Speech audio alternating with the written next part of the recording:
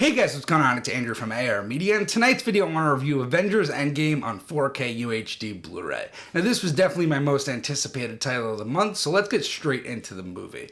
Now I'm sure most of you guys have seen this as it recently broke the box office record of all time. I definitely did in theaters and I had a great time with it. I think this is one of the better superhero movies, and I think it actually progresses to be a bit more than an action or a superhero movie because of how much you care for these characters. After so many movies with them, and after all these movies combining into this one epic, it really makes you care for these characters and the outcome of these individual characters, and I really like that aspect of the movie. That makes it more than just an action, but more of a drama as well. I think this was a great conclusion to phase 3 of the MCU, and I cannot wait to see what comes next. Fantastic film, tons of rewatchability, and I had a blast rewatching it again in 4K.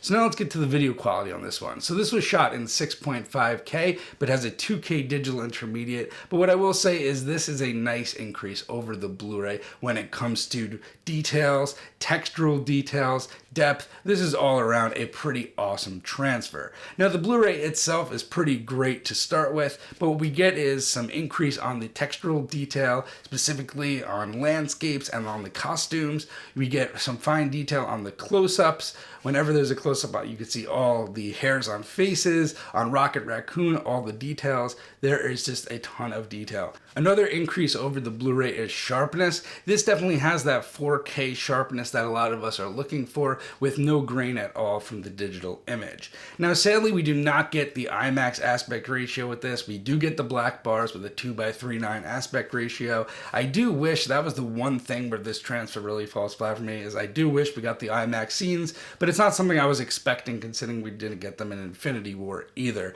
But I'm really hoping for further releases that we do get some of those IMAX scenes. So the depth is also greatly improved, separating the foreground from the background and also creating some of those 3D moments in the action scenes towards the end. The black levels are also improved with this transfer. They're already great on the Blu-ray, but it just makes them a little bit more deep and inky on the 4K, solidifying those blacks.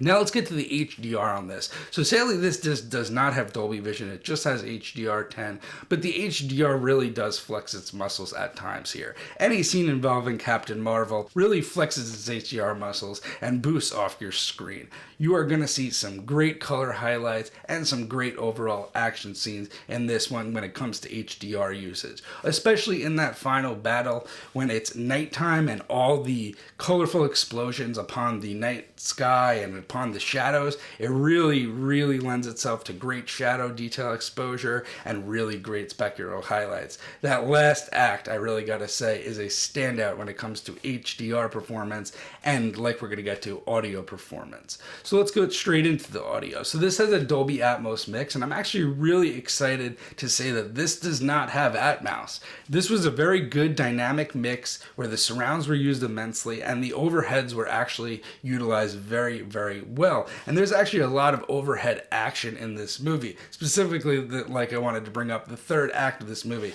When the bullets and the missiles are raining down, it is crazy. It is pretty demo worthy when it comes to object-oriented placement, and definitely an awesome time mix. Same thing with the bass, nothing to complain about with the bass. Dialogue is well represented, and I didn't really needing to find myself bumping the dB on my receiver up too much with this. It was pretty good where it stood, and I'm happy to report that because in the past Disney did not come through with the audio, but this time they did.